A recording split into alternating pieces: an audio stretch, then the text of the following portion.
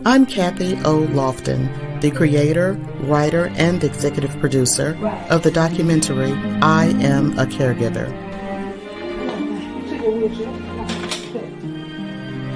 But it's been hard because of the way this hand is, because this was the part that was hit and left without blood supply so long. But she took care of us, and it's a life-changing thing to do that to her. We either knew that we either be a team or loser.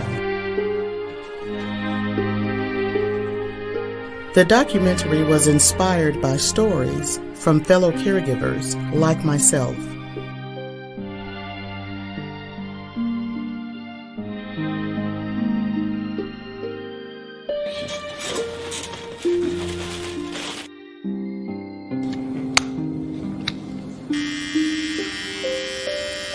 Life just grabs you so suddenly.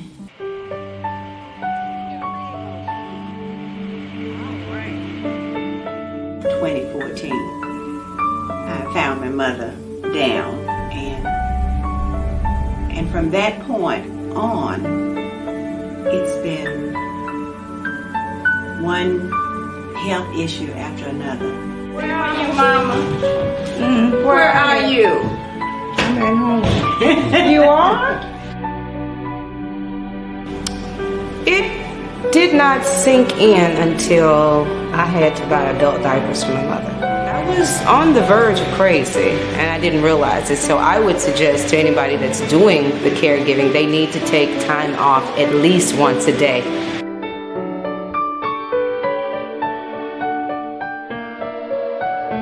Read a news report that there were people dying, committing suicide in Ukraine because of starvation, because an elderly didn't have the food, so they turned the gas on in their apartment and they died.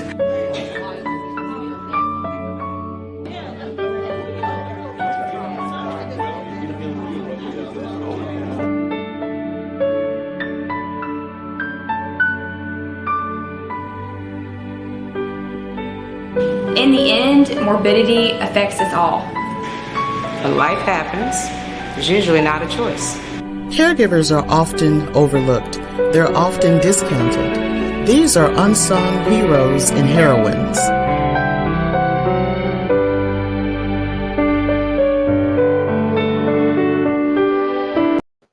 The story of the caregiver, every day, millions of Americans, and now that we have gone through the months of the COVID pandemic, millions and millions of Americans, as well as people across the globe, have found themselves as caregivers. Our guest tonight, I am so thrilled to have Kathy Olden joining us from Memphis, Tennessee. Kathy is a writer, a filmmaker. She's a photographer, and to date, her film works have been shown at festivals in Nashville, Los Angeles, Atlanta, the UK, India, Germany, and Memphis, Tennessee, as I said, where she calls home, and she has been awarded in 3 of those categories. But this particular project was very personal to Kathy because Kathy took care of her father, who passed away in October of last year. Kathy, you have our condolences. And again, thank you so much for being with us this evening to talk about this very important topic, this very crucial topic, as so many caregivers get overlooked, these unsung heroes, unpaid, but they certainly are rewarded with the love of having the opportunity to serve their loved ones. And sometimes it's a friend. So Kathy, thank you very much for joining us.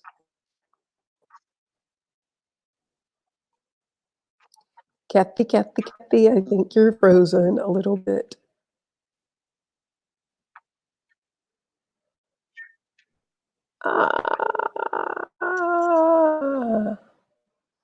Thank you so much, Pamela, for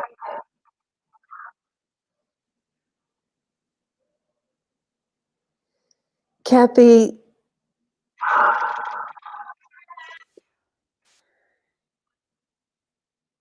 let me try moving around. Can you hear me? I'll try moving to another spot and see if that helps. Yeah, go ahead and try to move to another spot. And as you're doing that, I will continue to tell the audience about you and the works that you have done. I'm going to take you out of the picture right now, but Kathy is currently a contributing writer for the Purpose Driven Woman magazine and a former contributing writer for Grace magazine, a publication for women of color. And in 2015, she authored and published a short faith-based children's story. During her stint with the National Urban League, she was assigned to a presidential appointee and national director for mentorship at the U.S. Department of Commerce and Minority Business Development Agency. Our topic tonight is discussing the heartfelt work that so many people do in taking care of their loved ones. I certainly am thrilled to have had the opportunity to move back to Tennessee to help my mother with my father, and then helping with my mom in her days with Alzheimer's. So, Kathy, with again, let's see how this one goes. You Okay, hear I've me moved to now? another room. You got me now? Yes, that's so Am I good. That's moving so good. now? Okay, great. You're moving. Great. And I did want to point out it was the National Urban Fellows and not National Yeah. Urban League. I don't want them to Okay, think thank I'm you. plagiarizing or trying to say I'm a member of something I'm not. And let me talk about National Urban Fellows briefly. That is a graduate program for women and ethnic minorities who are interested in public service. And I received that competitive fellowship back in 2006 after an interview in New York. And I was offered, along with 44 other fellows, the opportunity to get the Master of Public Administration degree. And as Mm. part of that program, you are assigned to a mentor to shadow for 9 months while you're also doing coursework. And they sent me to Washington, D.C. to shadow at the Department of Commerce with the then National Director of the Minority Business Development Agency. So the National Urban Fellows program has been around, I believe, since the 60s, and it continues on. If anybody is interested in public service and getting a free MPA through a fellowship and mentoring and making a difference, we're change agents in this program. Visit nuf.org. And still, so how did it, and that's an excellent honor, but with all that you've done, how did you come to terms with the fact that I'm going to have to put some things on the back burner because my daddy needs me? You know, I'd always thought about that, Pamela, as an only child growing up. When and if something would happen to my parents, what would I do since I have no siblings? Incidentally, I have yet to marry, and I also have no children.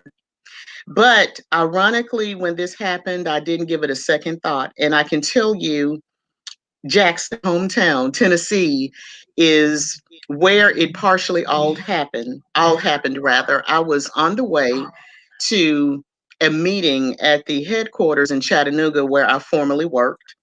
And I wanted my father to take me as far as Jackson, Tennessee to meet up with a coworker who lived nearby so I could ride share into Chattanooga. But something instinctively, I call it the Holy Spirit, someone may call it something else, told me not to let my dad drive on the highway that week. And I Hmm. said, Daddy, don't do it. And he said, why? I said, I'm going to just drive my car and drop it at someone's house and ride with Gene on into Chattanooga. I just got a feeling, do not take me to Jackson. He that week. He actually had the stroke when I was in Chattanooga. He Hmm. had it 3 days before I returned to Memphis, but he did not tell me that. And well, I want you to know that time is of essence. You have a stroke. If you get within the first so many hours, you have a better chance of who was always very dependent on me on a regular basis chose to wait till I got to Memphis to take him to get help. That was a wise move, and I am humbled and honored the father thought so highly of me. But when I called to check on him on the road, as I do with both my parents, he did not tell me the symptoms he had. And when I got back, he called and, could you take me to the emergency room? And when I asked what was going on, he said, I've been falling for the past 4 days. And as soon as he said that, I intuitively knew it was a stroke. Having worked in healthcare many years ago, I used to work on a surgical floor of a hospital. I was very familiar with body systems. And when he said he had been falling and he had not been taking his medicine, I knew. And it was September 15th. I'm sorry, December 15th, 12, that I took him to the emergency room, and they told me, yes, he's had a stroke. And 4 days later, what we believe is he had a second one during admission to the hospital. And it was from there our journey began. But I did get second thought when I saw my father was no longer going to be able to do for himself because he had hemiparesis, which means hemi, half, paresis, paralysis on one side of the body. The right side of his body was affected by that stroke. So my father could no longer walk. He had very limited movement. And it was automatic as a child. A nursing home was not an option. It is for some, and some have no choice, but him going to a nursing home was just something I could not sleep at night with. And so I immediately knew I had to step in. And after 4 months of rehab, I brought my father back to his home, literally on a wing and a prayer. Had no idea how I was going to do it. I took FMLA until I figured it out. I happened to work for a company who was the MCO, that is an organization that manages the Choices program here in my state. And I signed up with Choices to give me some support. I signed up with some other organizations, and I just stepped into the role blindly. And I took my former healthcare experience and my common sense and reading and research. And next thing you know, I was a caregiver guru, taking care of my father for nearly 8 years. Isn't it amazing how that kind of knowledge and information comes when you're open and willing? Mm-hmm. I think about my cousin Millie in Jackson, Tennessee, who took Mm-hmm. care of her father who was on a trach. I was like, Millie, how did you figure out how to do all this and on a feeding tube? And she credits God just giving her wisdom and understanding because we don't ever think that we will have to change a parent's diapers, give Right, them a bath. right. That is not on the agenda, but you understood that as an only child, if it was to be, it was going to be Kathy. Mm-hmm. Right. And this is not to offend anyone in the caregiving or healthcare industry. I just had no trust of nursing homes. I'd Mhm. seen what happened to my maternal grandmother in a nursing home. I knew what had happened to my father's sister, one of his two sisters in a nursing home. And I just did not trust that my father would be safe or tough. And taking care of him myself was the best way I could not only sleep at night, I also thought it was an opportunity to serve the Lord. I am a woman of faith. My parents and I are people of faith. And I said, this is servitude. This is what the Lord would have me do. This is, as someone I heard quote, and I think it was a salute, that caring for a parent is the rent you pay in advance for your room in heaven. And that's Mm. exactly what I did. It was not a chore. It was not an obligation. It was a choice. And I think the Lord is well pleased with my choice. I took care of my father as my father had taken care of me, not always directly, but making sure I had what I needed. I wanted to do the same for him. So doing that was very difficult for me. I assumed that all children to take care of their parents, but when I would go out and do things for my father and I would chat with the clerks at a store or the person at Home Depot getting him a new wash and dry. They said, no, all children don't do this. And you're an angel for doing this. So that brings up this conversation you and I had. Why aren't people taking care of their parents more in the home? Is it for lack of ability? Is it because of finances? And it's a conversation I've been having since the film that I did in 2015 and aired in 2016 on families and the nuances that come with this. And we need more help. I do feel that is true. We need more government help. We need more social safety nets for caregivers. It's just a conversation that you're having this evening.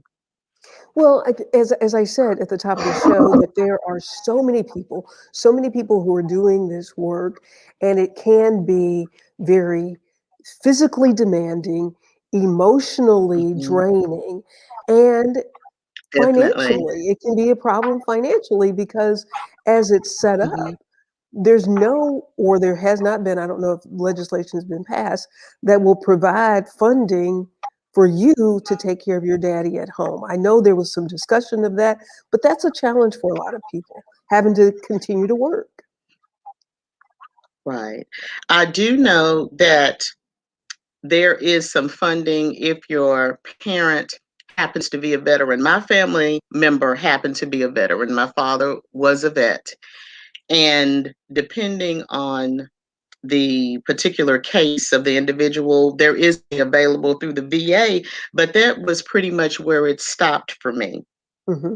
You can become a caregiver through an agency and ask them to hire you on to be your parent's caregiver or family member's caregiver to make income. That's the strategy I recommended to people, but you've got to find an agency that's willing to do that.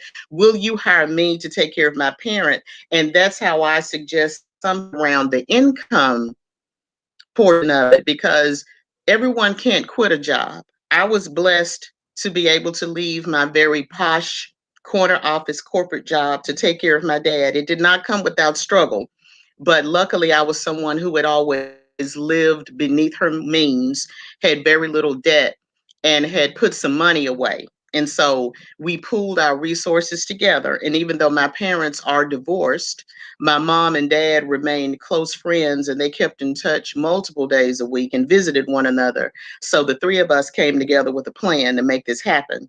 And that's how we got through it financially. It's definitely not something one person can do. You have to do it as a team.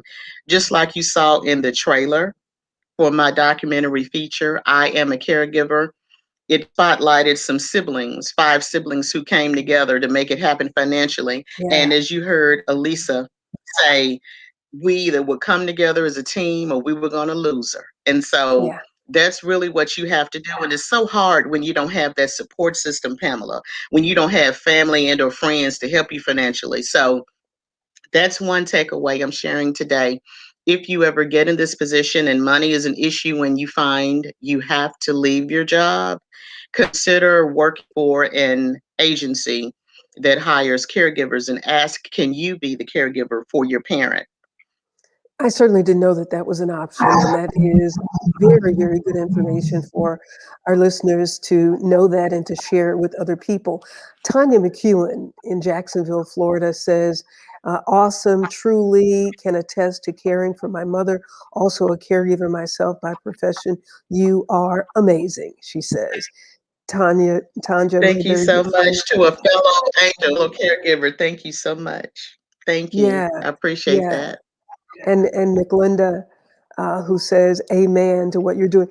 You know, when you talk about how families, uh, whether or not they can, really in the Black community, we used to not have an option. And everybody's grandmama or granddaddy or Hmm. uncle or aunt that didn't have children, you talk about not having children, would come and live with a relative. Hmm. And that's how we took care of each other. Right. And so And I'm glad you brought up that point, Pamela, because in the film, I tried to compare cultures, and you may have noticed in the trailer that there was a woman with an accent, Olena from Ukraine. She talked about this with me, did some friends from India. for those cultures, that's automatic. When your parent gets sick, there is no thought. There is no nursing home. There are no nursing homes in Ukraine, as Olena explained. She's choice to put anybody anywhere. For generations, they have brought their parents and ill family members into the home. That's what they do. And I had a former coworker from India who talked about how strange it is to him that, in his words, people throw away their parents in the United States. You just let your parents go die in a nursing home. He said, I don't understand your culture. But for the Black generation, the Black race, rather, in culture, we've done this for a long, long time. And it's pretty much natural to us as well. Now, it's not always the case, but I would say a significant majority of us do this. I do know a statistic with AARP says that not only are most caregivers women, they are African American. So yes, this is something that we've been doing for a long time, Pamela, in this Kathy, culture of ours. Kathy O. Lofton, she is a filmmaker, a writer, a photographer, and she took care of her father after he had a stroke until his death in October of last year. But Kathy, when you talk about women, the majority of the caregivers are women. There are occasions when there is a spouse, a male spouse, who has to take care of his wife. But as we do this for our parents, we have often been referred to as the sandwich generation because, I think about a few years ago, I was taking care of my mother and I had a 6-year-old. So people who found themselves caring for elderly parents and still trying to parent and manage their own households. What do you say to those who find themselves in this situation, not thinking ever that I'm going to quit, but you got to take care of yourself? What advice do you give to people who are managing uh, being a caregiver for a loved one and then balancing it with appropriately taking care of themselves? That is such an important point that you brought up, Pamela. I will share that when this first happened to my dad, I was trying to hold on to that posh full time job that I had. And people were secretly chatting and murmuring like they usually do in the workplace, thinking I was waltzing in late because I thought I was somebody, or leaving and coming back. No, I was up all night with a parent. I was leaving out the door in the morning, and my father would suddenly get sick, and he is the priority because that 9 to 5 job will replace you in a week and not look back. So my the priority. I would work late often to make up my time because that's my work ethic. But it came to a point I couldn't do that, Pamela. I started going to the hospital. I found myself going to the emergency room several times a month when that first happened. And finally, a doctor told me, he said, Miss Lofton, this is not medical. This is acute stress. Whatever you're going through, it's not medical. My blood pressure was off the chain. My heart had started doing tricks. I was fatigued. Stress does so much to your body. I started manifesting so many physical ailments until somebody told me this is what stress will do to you. And I knew if I died from stress, there would be no one to take care of my dad. So I left my job and I had to learn how to take care of myself while taking care of him. And I would often say, Daddy, if I go down, you go down. So you've got to work with me, take care of me, help me to help you. So it became an arrangement. I would tell him when he got to the point he was able to understand and do some things for himself for the bedside. When you sleep, Daddy, I'm going to sleep.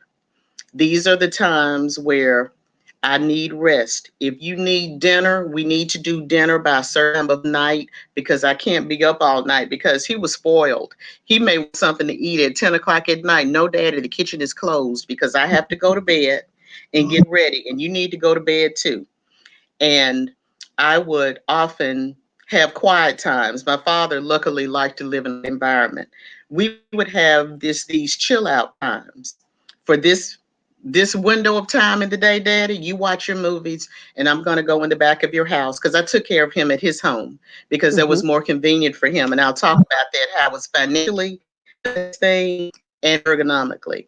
But I had to learn to exercise in the house because I couldn't always get out to go to a gym depending on the time of day, or if I had the respite relief, or if I had the agency caregiver over. My father required 24 care. So after the caregiver shift was over, it was all me. So my daddy became my workout coach for a while. I would go into the living room. I made that his bedroom because it was big enough for the bed, the therapist, the clinicians to come visit him, and all of his equipment. And it was by the front door for safety reasons of fire, or if we had to get out in a hurry, he was near that front door. So I converted the living room. And I would go in there with him, count me off, Daddy. And I would do exercises to try to keep my blood pressure under control. I gained weight as a caregiver. There were periods I was up and down because stress will make you eat mindlessly.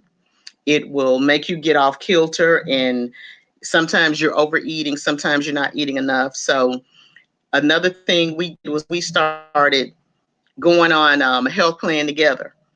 My dad and I decided we would eat certain meals together. We started halvening meals to lose weight because my father lost weight when he first got home, 140 pounds actually. But he started gaining it back being sedentary, being in a hospital bed every day, being immobile. And we started halvening meals. I cooked a lot because I was raised domestically like that. My dad likes home cooking. He's a country boy from Arkansas. And we started halvening meals so I could watch my weight. And he would tell me, stop eating all those starches, stop eating all those potatoes, baby, which is my favorite food. So we started watching meals together. We started watching our weight, and we started losing weight together. We started forcing water together. My dad did not like water. We would do it together. And I said, see, Daddy, I'm getting mine in. You get yours in. We teamed up on doing things. And the most important thing, and that woman that gave me that compliment, she knows this respite is the best gift you can ever give a family caregiver. I would take respite. I had that built into the program that I utilize through Choices, which is through an agency here in my county. And I had so many hours of respite a year. So I would go to my home for several days and take care of me. On occasion, I would go out of town on a road trip. But I was able to do that because I had people to relieve me and watch my father 24 hours for a couple of days or even a week. When I went to London, I was blessed to have a very good caregiver at that time who worked overtime and stayed with my dad the whole week. I was able to do that. So those are several ways I was able to keep my sanity. I also had a social worker through the program I signed my dad up for at the VA, as I pulled from all resources to make sure he had everything he needed. And that social worker would check in on me. And a lot of you can attest to this. What are you feeling mentally? Are you suicidal? Do you feel you're going to hurt yourself? Are you stressed? What are you doing to relax? They would survey me to make sure I was okay. Do we need to get you some services? Do you need to talk to anyone? So they were constantly gauging me mentally and emotionally as well. So those are things I did to keep myself together. You know, we're talking to Kathy Laughlin, who wrote a film about caregivers. Kathy, how can people see that film in its entirety? Because those were some incredible stories, especially the one with the family members who all had to come together. Jesse Moore commented, I'm a witness. Thanks for this topic. Jesse has a number of brothers and sisters. And, you know, you can have 25 brothers and sisters, but that does not mean that everybody's going to come together and be on one accord when it comes to taking care of a parent or a loved one. Sometimes you may have to operate like you are the only child. If the rest of them do, they Yes. do. But it was my thought, nobody can take care of my part of my mother but me. So I Right. welcome To all the answer other your help, first but I still have to do it. Go ahead. I'm sorry. To answer No. your first question, the film was on the festival circuit for a number of years. And so now it probably won't be festivals. It played at one festival early this year in Houston, the Houston Gospel Fest. And now that I'm no longer submitting it to film festivals, you can contact me. And Pamela can give you my email address, but if you have a pen and paper, it is lowercase Lofton, my last name, LOF as in Frank, TON, media at gmail.com. And I'm able to provide the film two ways. You can get the actual DVD shipped to you for a low cost of shipping, or you can get the link.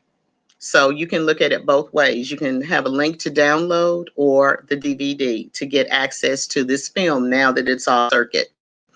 And that thing you talked about, having siblings but feeling like you're the only one, I've seen that. I've witnessed that, which is why I wanted to talk about that family that had 5 siblings that said, no, we're going to do this together. I've seen the stress of people venting to me and confiding in me. I have 3 or 4 brothers and sisters, and none of them will help me. They don't have time. They don't have the inclination. They don't have the desire. And everything falls on one child. I don't understand it as an only child. I don't know why you would not help your sibling, but these things happen. These things definitely happen.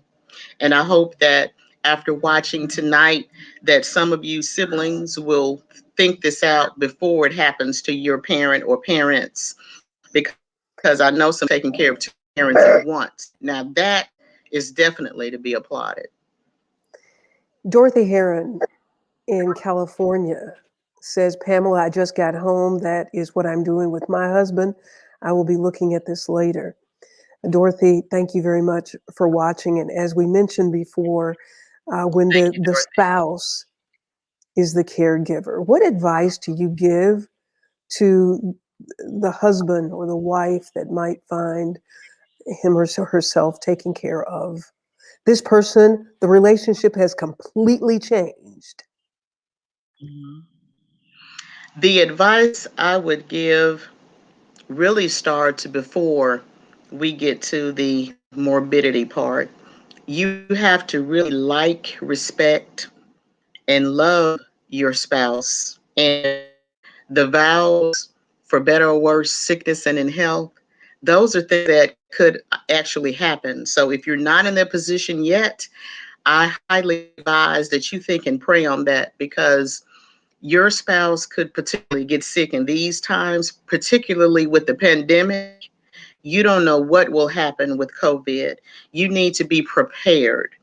And when you see the entirety of my film, I have a wonderful African American psychologist out of Houston Baptist University, Dr. Renata Nero, who talks about preparedness. That is the advice that she gave in her commentary. Everyone must be prepared to be a caregiver. There is no, it may not happen to me. It will not happen to me. The advice is be prepared, be ready, think it out, have as much of a plan as you can. And I say as much of because you're never really totally prepared for this. There is no amount of education that can prepare you for caregiving, but you do need to give it some thought and you do need to be ready.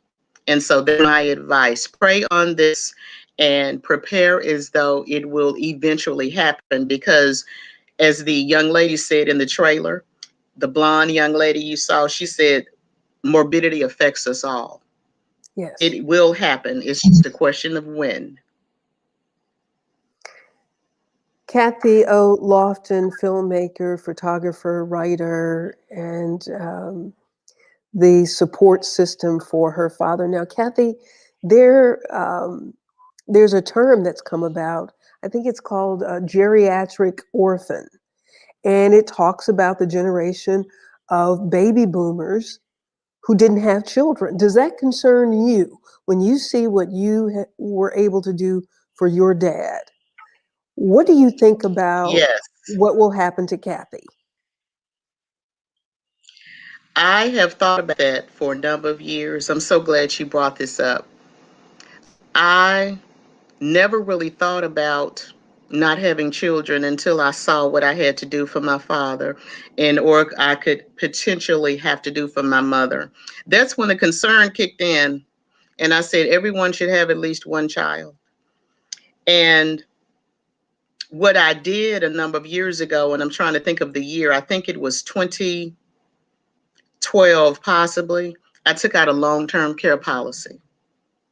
When I saw that I wasn't going to necessarily marry. I hope that I will, Lord. I want to get married. I'm not single because I don't want to be, but I have to be realistic. Should I not find that right person to walk in the Lord with and my health fails me, I need help. So I took out a long-term care policy. That's another set of advice I would give to you, baby boomers, and those of you who are younger. You are never too young to take out a long-term care policy. As a matter of fact, it is wisest to take it out the younger you are because the premiums are lower. And so I'm prepared to go to an assisted living home to bring someone into my home to take care of me, or God forbid, have to go to a nursing home. I have the funds to do that. So that's how I'm protecting myself, is that geriatric orphan. And another thing I'm doing is making sure all my debts are paid off. I've been blessed to be able to do that because I want to be in a position where I'm able to comfortably live, or if I have to have someone take care of me, I don't have the stress and worry of debt on top of my failing health. And so I'm putting, or have put, all of these things into place as I prepare for that possibility. And on the flip side of that, since I do have some of the same health issues from my father, some of it is hereditary, I've been exercising my butt off, Pamela. When my father passed, I got COVID a month later, and COVID did some stuff to my body that took me a few months. I was so glad he didn't get it. That was one of the things I fought tooth and nail to make sure he didn't, was COVID while he was alive. My dad died from his extended illness. Praise the Lord, it was not COVID, but his daughter got COVID 1 month later. And it took me about 3 months to get my body back to normal. That was a sign. So I'm exercising, I'm eating better, I am moving every day, I am watching what I put in my mouth, I am making sure that I'm taking better care of me, and I won't have to get to the point where someone has to be my caregiver.